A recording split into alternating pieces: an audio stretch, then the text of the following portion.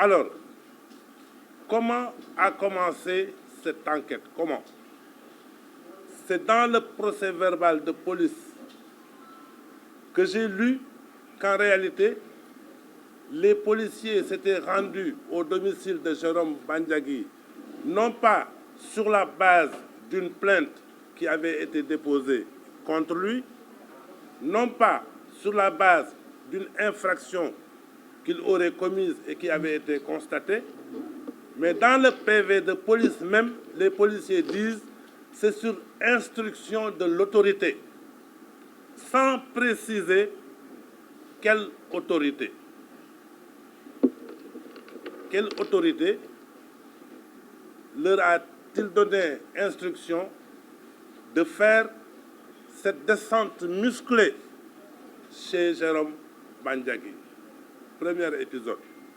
Donc la police a fait une descente musclée au domicile de Jérôme Bandiagui.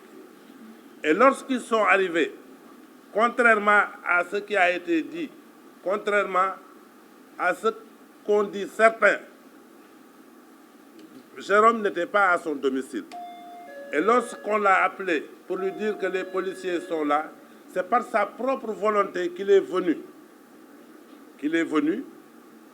Et les policiers l'ont arrêté.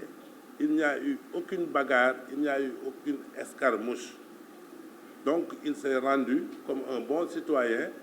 On a récupéré son sac dans lequel il y avait 1 400 000 et quelques. Les policiers sont rentrés dans son domicile. Ils ont pris des passeports, ils ont pris des tonfas, c'est-à-dire des outils de gardiennage. Je précise que Jérôme Bandiagui a une société de gardiennage qui bénéficie d'un agrément. Et il a des marchés, n'est-ce pas, qu'il est en train d'exécuter. Donc, il n'y a rien de plus normal qu'il détienne des outils qui doivent servir à l'exercice de ses prestations de service. Ça, c'est la première épisode.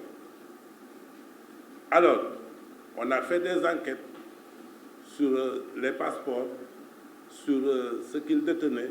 Il a expliqué ce que je viens de vous dire, que ces outils servaient, n'est-ce pas, à sa société de gardiennage qui a un agrément du ministère de l'Intérieur depuis 2022.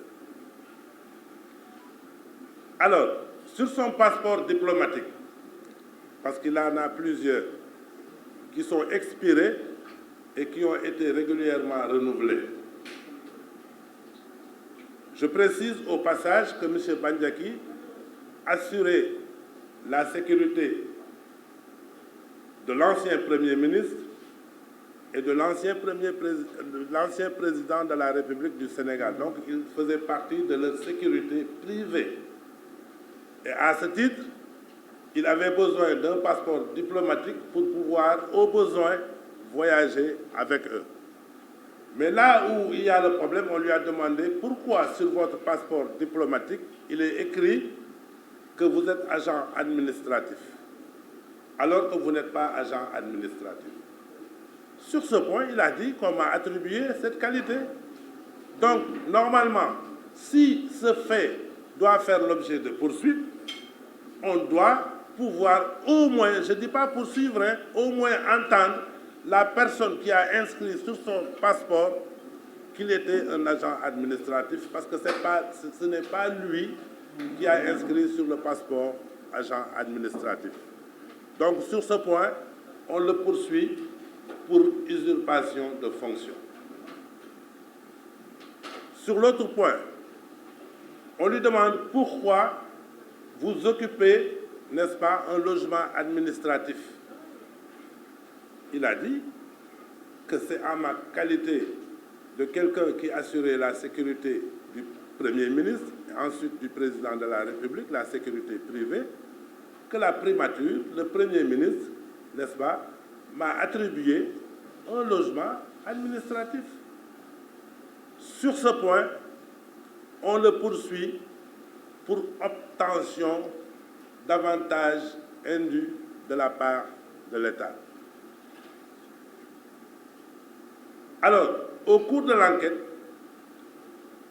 On a dit qu'il y a un monsieur qui s'appelle Ndiak Diop, si mes souvenirs sont exacts, Ndiak, qui s'est présenté spontanément et qui a dit que courant 2021, lors des événements de 2021, lesquels événements, j'y reviendrai, sont couverts par la loi d'amnistie dont je parlerai, 2021, Jérôme Bandiaki s'est rendu au domicile de Farba Senghor et lorsqu'il est venu là-bas, il est venu là-bas avec des nervis et avec des bâtons, des trucs, etc.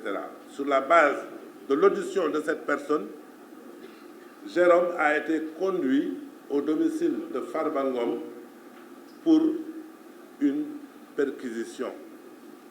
Et il ressort de l'enquête que les enquêteurs eux-mêmes, ils ont dit, n'est-ce pas, qu'ils n'ont trouvé aucun objet pouvant les intéresser, n'est-ce pas, dans l'enquête qu'ils étaient en train de faire.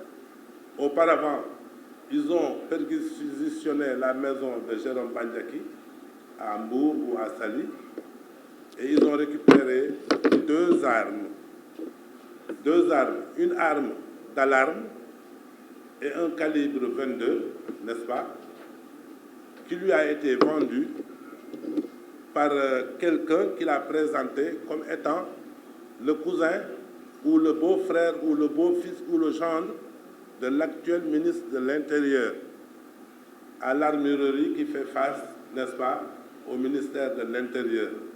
Sur ce point, il avait promis de lui chercher une autorisation, laquelle autorisation, il n'a pas pu obtenir cette autorisation, n'est-ce pas, jusqu'à présent.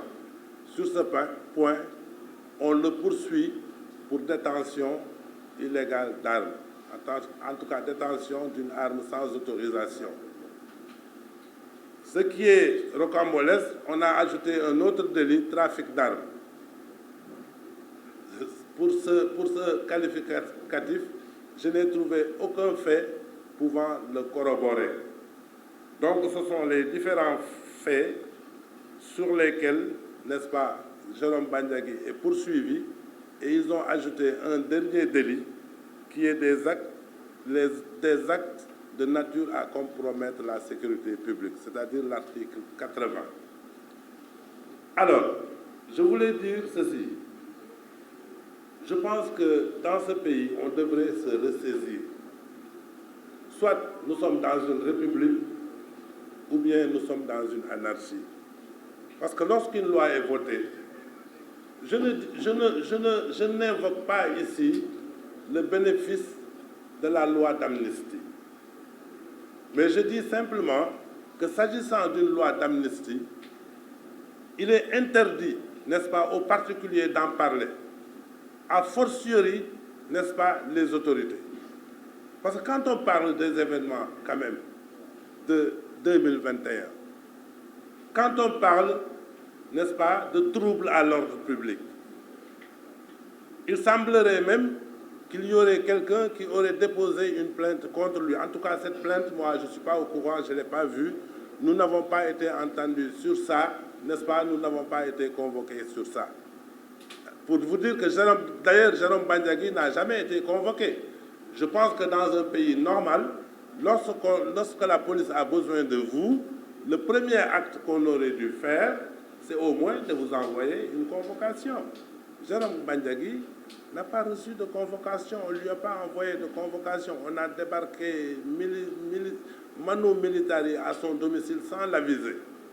Mais malgré ça, les policiers n'ont rien trouvé pouvant intéresser, n'est-ce pas, l'enquête qui se faisait sur les réseaux sociaux. J'ai vu des gens dire que les choses sont en train de se mettre en place, que Jérôme Bandiaki savait beaucoup de choses, qu'il était impliqué, n'est-ce pas, dans la mort de 2 personnes, etc., etc. Mais tout ça, c'est faux. Ça ne ressort pas du dossier. Donc, voilà les faits pour lesquels M. Bandiaki a été envoyé en prison. Pour revenir sur la loi d'amnistie. Vous savez, la loi d'amnistie a été votée. Elle a permis à des milliers de personnes y compris notre président de la République et notre Premier ministre, de sortir de prison, de participer à des élections, de les gagner. Aujourd'hui, j'entends des gens parler de l'abrogation de cette loi d'amnistie, mais techniquement, ce n'est pas possible. Vous savez, en droit pénal, il y a ce qu'on appelle les lois pénales les plus douces. Les lois pénales les plus douces sont non seulement d'une application immédiate, elles sont également rétroactives. S'agissant de la loi d'amnistie, elle a déjà produit ses effets. Même si demain on l'abrogeait, cela ne supprimerait pas les effets que cette loi a déjà produits. Vous voyez, donc il y a des faits que je vois dans ce dossier qui sont couverts par la loi d'amnistie. Pourquoi, n'est-ce pas, des autorités de la République reviennent pour relater ces faits-là alors que cette loi existe? Le seul patron d'une autorité, ce n'est pas une personne, c'est la loi, c'est le règlement, c'est la Constitution. Et c'est ça la République. Mais lorsque nous obéissons à des personnes et que nous écartons les lois, nous allons directement vers une dictature. C'est cela que je voulais dire, n'est-ce pas, en ce qui concerne Jérôme Bandiagui. Et je lui ai dit, en réalité, cette enquête-là est un mal, mais c'est un mal qui produit un bien. Parce que je sais que partout où tu passais, les gens te regardaient comme un criminel, un tueur, un assassin. Aujourd'hui, au moins, mais il est clair que ce gars, il n'a rien fait. Il n'a rien fait. Et il n'est pas poursuivi pour le meurtre de ces deux personnes-là au moment où nous parlons. Donc voilà, grosso modo, le résumé de l'affaire Bandiagui.